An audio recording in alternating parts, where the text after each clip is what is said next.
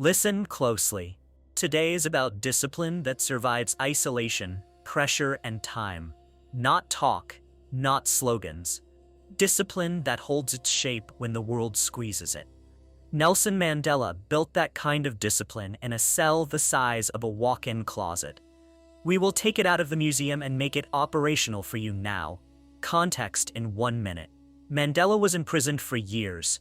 Routine, rock quarry, hard labor, letters censored, visits limited, choices constantly, react or respond, erupt or endure. He chose the long game.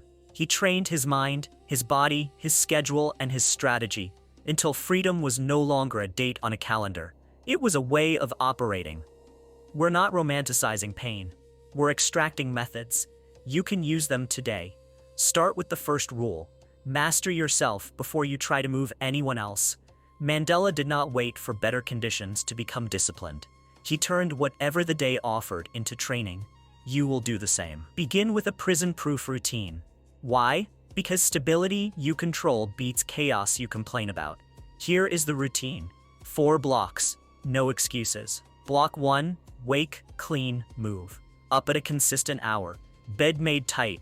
Body moved for 20 minutes minimum. Push-ups, squats, step-ups, shadowboxing. No gym needed. The point is not fitness aesthetics. The point is a body that does not argue when your mind decides.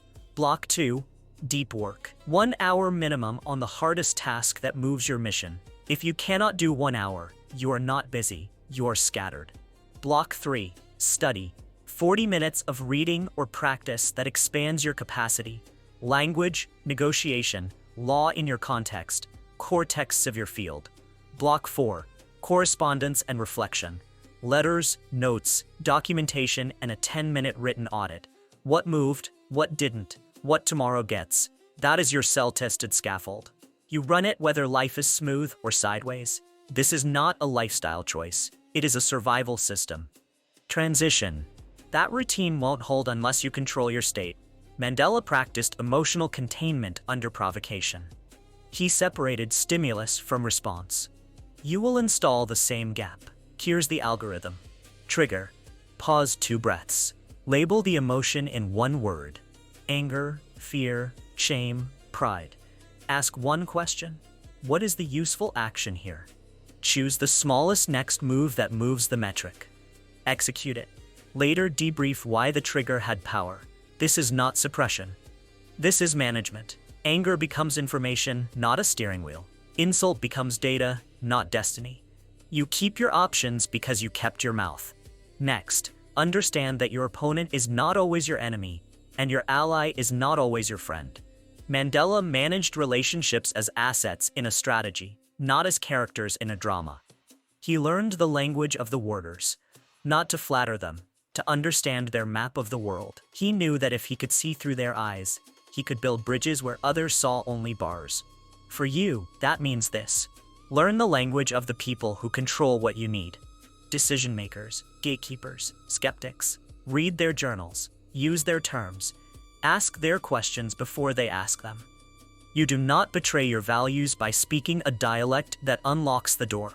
Develop a negotiation stance that looks calm because it is. Define your red lines in writing before the meeting. Define your tradeables, what you can give without collapsing your mission. Define your BATNA, your best alternative if the deal fails, and your WATNA, your worst alternative, so fear does not fabricate monsters. Enter the room with 3 outcomes you can accept and 1 you will refuse. When pressure rises, you do not search for principles. You execute the page you wrote when you were calm. Shift to resourcefulness. Mandela turned scarcity into school. They called it the university, not because they had buildings, but because they used minds. Snuggled notes, coded messages, shared summaries, teaching one another across disciplines. You may not be in a cell, but you likely waste more resources than you realize. Build your own university now. List 3 skills that would make your goal inevitable, if you had them. Assign a weekday to each skill. Build a 1-page curriculum per skill. The book, the course, the mentor, the practice reps, the test you'll pass. Every week you deliver a summary to one person who cares enough to correct you. You learn faster because you teach. Mark this transition with a clear principle. Discipline is architecture. You create conditions that make the right action easy and the wrong action expensive. Mandela cultivated signals, posture, dress, tone, because he understood that other people read atmospheres. You will do the same. Clean your workspace. Simplify your wardrobe. Speak in short, complete sentences. Choose your seat in a room where you can see the door and the faces. Drink water before caffeine. Put your phone out of reach during deep work. The small things matter because they reduce friction. The point is not aesthetics. The point is momentum. We need to talk about patience that works like a weapon. Mandela played a long game without losing urgency. He made days matter inside decades. You must make weeks matter inside years. Here is your operating horizon. 48 hours, visible progress. 4 weeks, measurable result. 4 quarters, meaningful shift. 10 years, irreversible position. You work those layers simultaneously. You do not let today steal the decade, and you do not let the decade excuse today. Now, the discipline of message control. Letters can be censored. Posts can be misread. Meetings can be recapped with bias. Your defense is clarity. Write so your harshest critic cannot twist your meaning without exposing themselves. No sarcasm. No venting on paper. Facts, requests, next steps. End every important note with one clear question or one clear decision. If you must say a hard thing, write it once. Sleep and edit it shorter. Mandela's letters were disciplined because his mission was, make yours the same. Move to the discipline of dignity. This is not performance, it is power. Dignity under stress disarms some opponents and exposes the rest. It stabilizes your team. It sustains you. Decide now how you carry yourself when disrespected. Decide your voice volume, your posture, your words. Practice it. Put yourself into small frictions, long lines, poor service, unfair criticism, and run your script.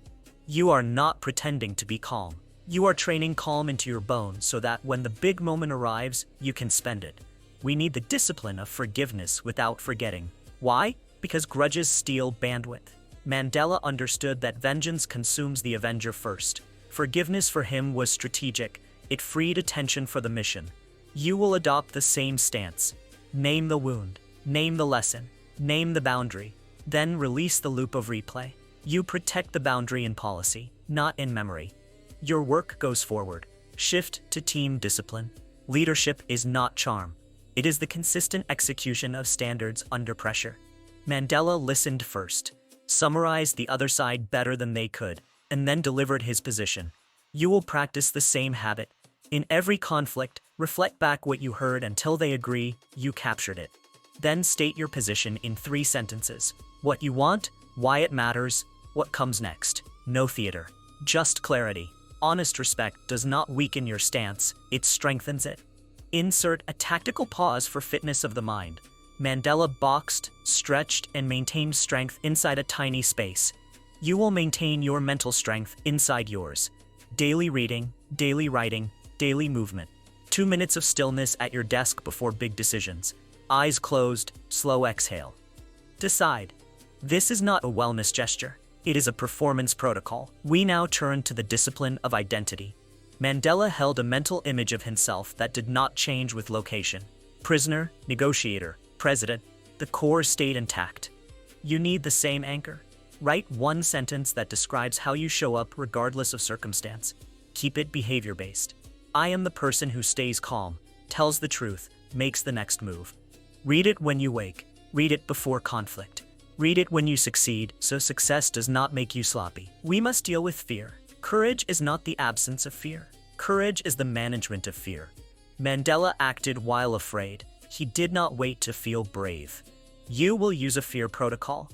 Step 1. List what you fear could happen in the next action. Step 2.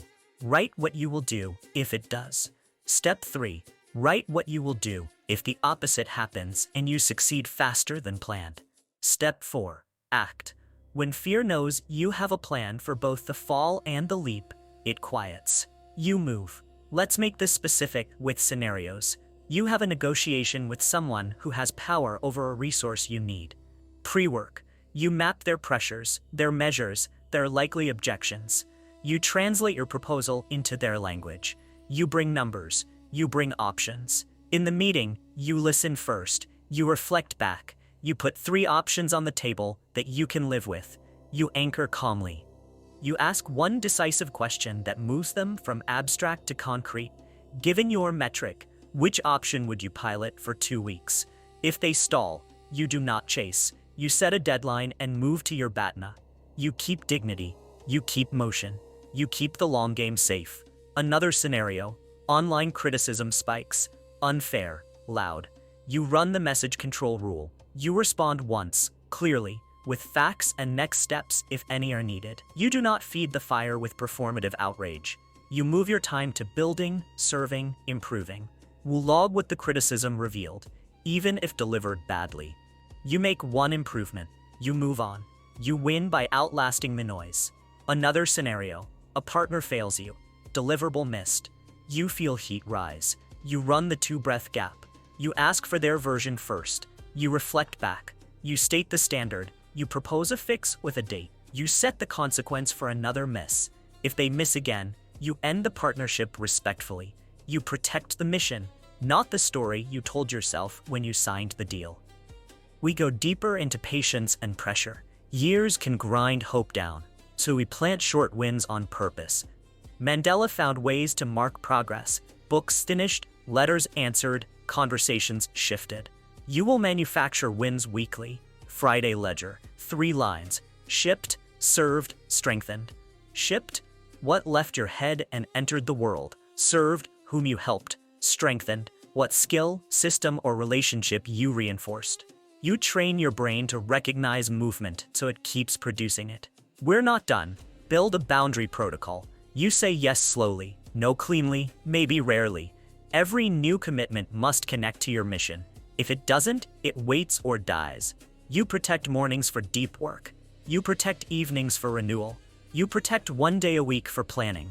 You treat your attention like a treasury, not a tip jar. Now, a word on hope. Mandela held a vision larger than his comfort. You need one larger than yours, not a vague poster on a wall. A clear picture of the people helped when you do your job well. Name them. Name how they change. When fatigue rises, read that card. It justifies effort without drama. We pivot to contingency. Mandela expected setbacks, transfers, crackdowns, delays. He did not interpret them as omens. He treated them as weather. You will do the same. You keep spare parts for your plan. Backup vendors, backup routes, backup messages. You can pivot without panic because you rehearsed pivoting. Record keeping matters. Mandela documented. You will too. Maintain a simple archive. Dates, decisions, deals, deliverables. When disputes come, memory blurs. Documents hold. When growth comes, patterns emerge. Data becomes story. Story becomes strategy. You want concrete steps. Here is your 72-hour plan. Tonight, draft a prison-proof routine and run the first version tomorrow. Wake time, 4 blocks. Done. Choose one skill for your university. Pick the book. Pick the reps. Schedule the first 40 minutes. Name your high-value relationship to learn the language of. Gather 3 of their key metrics. Translate one of your offers into those metrics and send it. Write your identity sentence and tape it above your desk. Write your red lines and tradeables for the next negotiation. Set one meeting this week to practice listening first and summarizing until the other person agrees. End each day with the 3-line Friday ledger format for a quick win record. Shipped, served, strengthened. Start the streak tonight. You also want a longer arc. Here is your 12-week plan. Weeks 1 to 4. Hold the routine, ship weekly output, establish the study cadence, and run 2 low-stakes negotiations to test your stance. Weeks 5 to 8. Escalate stakes, teach 1 lesson publicly per week, and build a small circle, 3 to 5 people, who agree to dignified standards and measurable outcomes. Weeks 9 to 12. Refine message discipline in writing. Run one hard conversation to clean a boundary, and produce a monthly report you can hand to yourself and your allies. Keep the format boring. Boring compounds. You will be tempted to complicate this. Don't. You will be tempted to search for a trick. Don't. You will be tempted to perform discipline online instead of practicing it offline. Don't. The point is not to look like you have it together. The point is to have it together often enough that results appear. Here is a compact field kit you can carry in your head. 1. 2 breaths before you speak. 2. 1 sentence identity. 3. 4 blocks daily. 4. 3 horizons, 48 hours. 4 weeks, 4 quarters. 5. 5 questions before any negotiation. Goal, red lines, tradeables, BATNA, WATNA. 6. 6 sentences or less in important emails. 7. 7 days of streak before you judge a system. That's a week of proof. Then you iterate. A word on respect. Mandela respected people he disagreed with. Not because he forgot harm. Because he refused to hand them control of his behavior. Respect is not surrender. It is self-control expressed in public. It builds coalitions. It confuses bullies. It steadies your allies. Practice it deliberately. A word on symbols. Dress, posture, punctuality, the way you sign your name. These are not trivial. They communicate order. They tell people you are serious before you speak. Choose a standard and keep it even on days no one is watching, especially on those days. That is how you become the kind of person who does not collapse when the room gets hot. A word on mercy. When you make a mistake, and you will, own it fast. Fix what can be fixed. Learn what can be learned. Release the rest. Self-punishment is vanity wearing a hair shirt. Discipline is not cruelty. Discipline is clarity plus consistency. Be clear, be consistent, be human. If you want a mental picture to carry out of this, take this one. A small cell. A man stands when the door opens. Calm face, straight shoulders. He listens first, he speaks second. He asks a clean question that moves the situation from emotion to action. Later, he writes a letter that is brief, accurate, and kind. He trains, he studies, he mentors the younger men. He plans the next conversation, knowing it might be months away. Nothing about the situation is glamorous. Everything about the stance is powerful. That stance is available to you. It is built, not born. Let's close with a script you can memorize and use when it gets loud. I am calm. I hear you. Here is what I want. Here is why it matters. Here is what happens next. Then you breathe. Then you move. And here is an oath, short and useful. I will not let the day decide my discipline. I will not let anger decide my words. I will not let fear decide my strategy. I will decide. I will act. I will persist. Next week we will turn to the mechanics of long-term coalition, how to align people who disagree into a plan that actually executes. For now, run your routine tomorrow. Read your sentence at dawn. Ship one piece of work before noon. Learn one line in the language of the person who controls your next gate. Write one letter with discipline. And hold your dignity like a tool, not a trophy. You asked for direct. You asked for no fluff. This is it. Use it today. Test it for a week. Then come back with numbers, not adjectives. We will adjust. We will push. We will keep going until your results match your mission.